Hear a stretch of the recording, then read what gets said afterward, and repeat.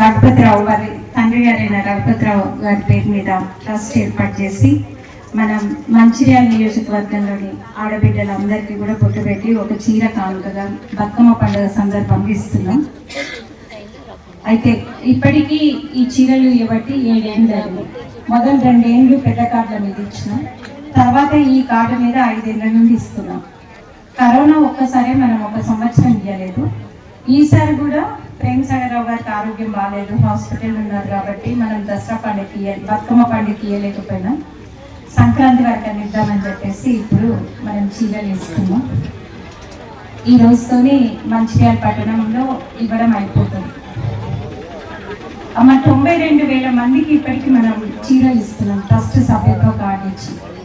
అంతకుముందు కూడా ఒక 2 ఏళ్ళు మనం ఇంటి దగ్గర ఇచ్చినాం, కానీ అప్పుడు మనం కార్డు తయారు చేసి ఇవ్వలేదు. కార్డు తయారు చేసి పెద్ద ఎత్తున ఇస్తుంది మాత్రం 7 సంవత్సరాలు. ప్రేమసాగరరావు గారు 2018 ఎలక్షన్కి ముందు ఈ చీరలు ఇస్తున్నప్పుడు ఒక మాట అన్నారు, నేను 10 ఏళ్ళు మీకు ఈ చీరలు ఇస్తాను అని చెప్పేసి అన్నారు. అయితే ఇప్పటికీ 7 ఏళ్ళు అవుతుంది ఈ సంవత్సరంతో, ఇంకా 3 ఏళ్ళు మీకు చీరలు వస్తాయి. పోయినసారి అప్పుడు 2018 ఎలక్షన్లో ప్రేమసాగరరావు గారు ఎలక్షన్లలో గెలవలేదు.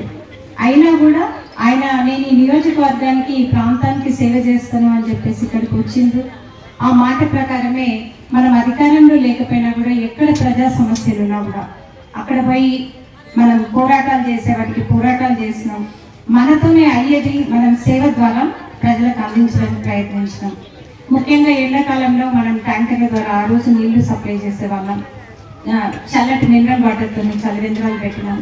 ముఖ్యంగా కరోనా సమయంలో 28 రోజులు లాక్డౌన్ టైంలో హాస్పిటల్లో భోజనాలు అందించడం, రెమిడేసివిర్ ఇంజక్షన్లు, ఆక్సిజన్ సిలిండర్లు, మాస్కులు, వాడవాడకి స్ప్రే చేయడం, ఇవన్నీ కూడా మనం ఆ రోజు చేస్తున్నాం.